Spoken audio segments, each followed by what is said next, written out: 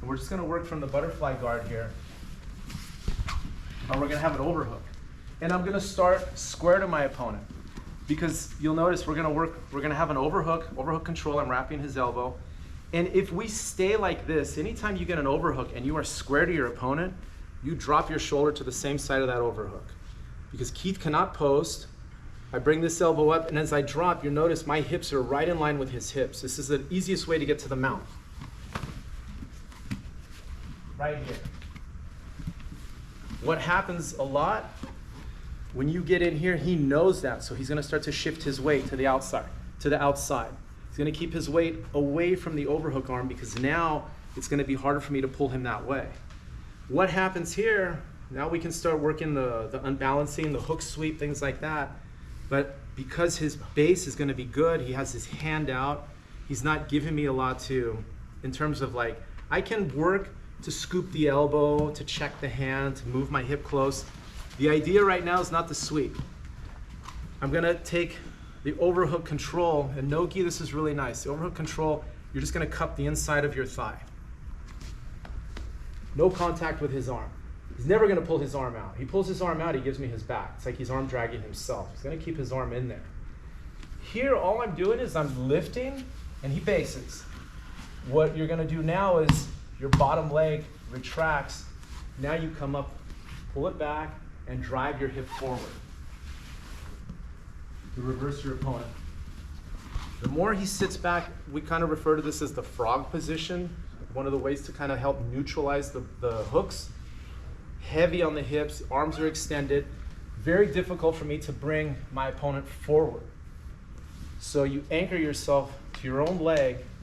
This hand, which is normally working on his base, the posting hand, it just posts. Now it's like a technical stand-up. Your butterfly hook stays in, the bottom leg retracts. Then I go forward, hips forward. See how my hips go forward? You will end up in some sort of variation. It'll be like a leg staple. You're not gonna really get to side control or mount. Your primary thing when you do this technique, neutralize his hips from moving, slow his hips down. You go to pull, he sits back, I come this way, my hips go forward. I just wanna stop Keith's hips from going all the way out, pulling me into closed guard, or start moving underneath me and entangling my legs. You get the overhook, your partner, this is the consequence of this. You'll have a dominant arm control, but this arm, he's too far to underhook, so we have to rely on wrist, bicep, trying to get this arm free to execute the sweep. A lot of times, I kind of keep the hand where it is, and I'll start moving him because I want his weight going back. Now I pull out and hip forward. The response you're always gonna get, because you have to expect it, when I come up, and I go, yes, he's gonna come right back. Now I go straight for the guillotine. Now his neck is exposed, because the more he bases to keep from falling, his neck is vulnerable. Arm in, you're gonna grab your own wrist, and you're gonna make sure you don't lean back. What I want you guys to remember, as soon as you fall, you're gonna extend your hooks. As soon as you fall back, now I have his neck. If you fall back and pull him in, if he's a big guy, he's gonna bring all his weight on top of him. Even if he doesn't jump clear of your butterfly guard, you're gonna have pressure, immediate pressure coming on top of you. When you attack the submission, whatever it is, you always wanna have an added element if I have to neutralize his hips. Because if I neutralize his hips, I'm not gonna have weight bearing down on me. And anytime you close off air, whether you're a brand new student or a black belt, you can anticipate sometimes a violent response. It's not like a malicious response, but you're losing air. People panic. And sometimes things will happen to you that you're not prepared for. So when you lock a technique on, you have to always have the second component. I have you, now I have to make sure I protect myself as well. And it's always at your mindset when you're attacking from the guard is always brace and block the hips. So your technique is going to be overhook, work a little unbalancing. I kind of engage the hook sweep. He backs up, post my hand, pull my leg out. I drive forward, he comes right back.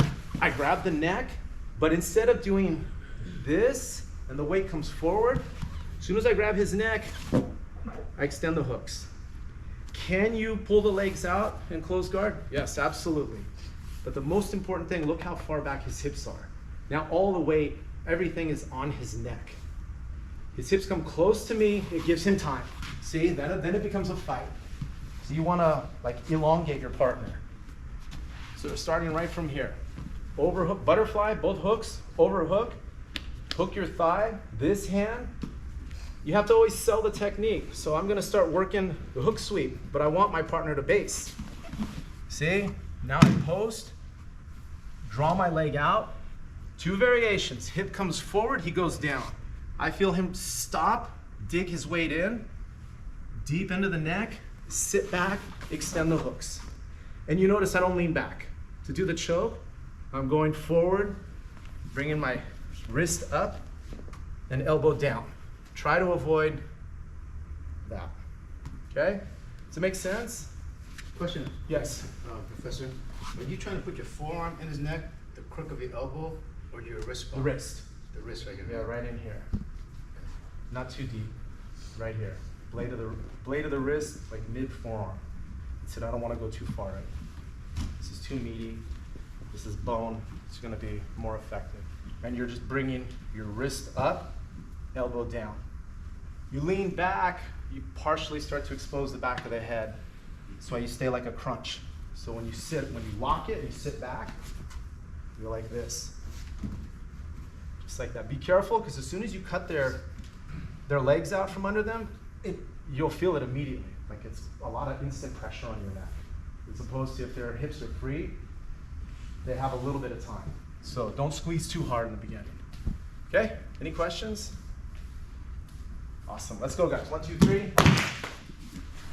Yeah guys, Keith, can I borrow you? We're gonna start training in a minute, but like this is just more than anything, is the principle of this. One of the worst things that you can allow if you're on top is to let your partner stand up. And all the work it took to get them on the ground, to get them grounded, you're on top, the dominant position. You never want them getting away from you. So it's like a dance you're always playing with your opponent. Like you're trying to pass, trying to neutralize the hips, but you want to make sure that they don't get away from you. And when they do, it usually draws the person in. But something very important to understand, like it's just the movement. The technique will kind of manifest depending on what he does. I know I was working with Ted, and one of the responses was, as soon as I back up, he's gonna switch to a single. He's gonna hold my legs. Well, now his hands are committed to my leg. I can just control the arm, drop back. Now I have my hook sweep. Because his hands shifted focus from base to attack. And if you notice, we never disconnect. We disconnect the hips, but the hook is always there. Sorry, no matter what. I go out or I come back in.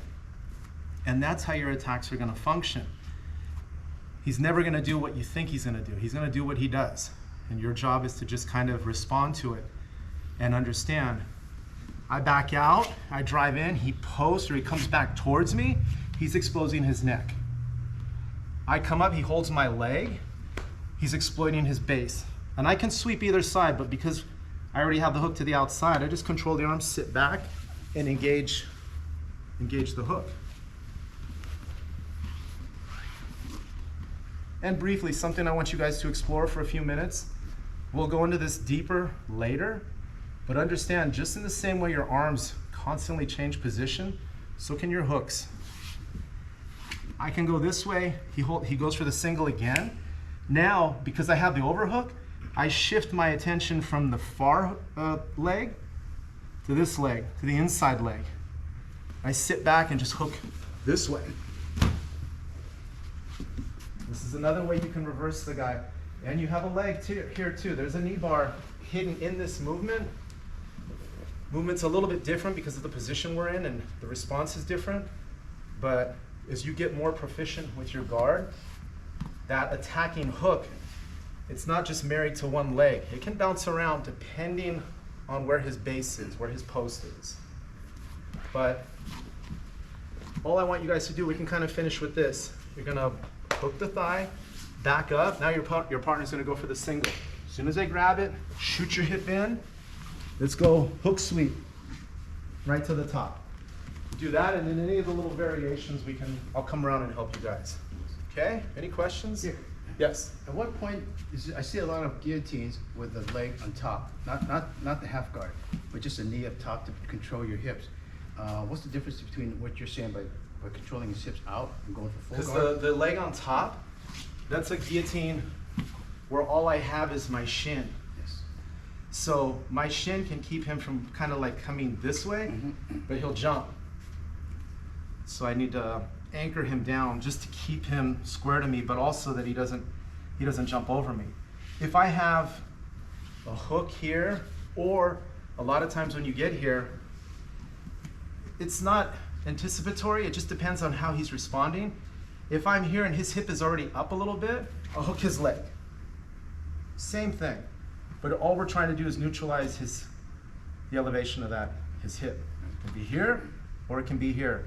But you'll notice it's because my leg is short, because it's just my shin. His hip can come in a lot closer. With the butterfly hooks, I can really extend him out, and like we had a couple of guys doing, can even do that for more pressure, more framing power.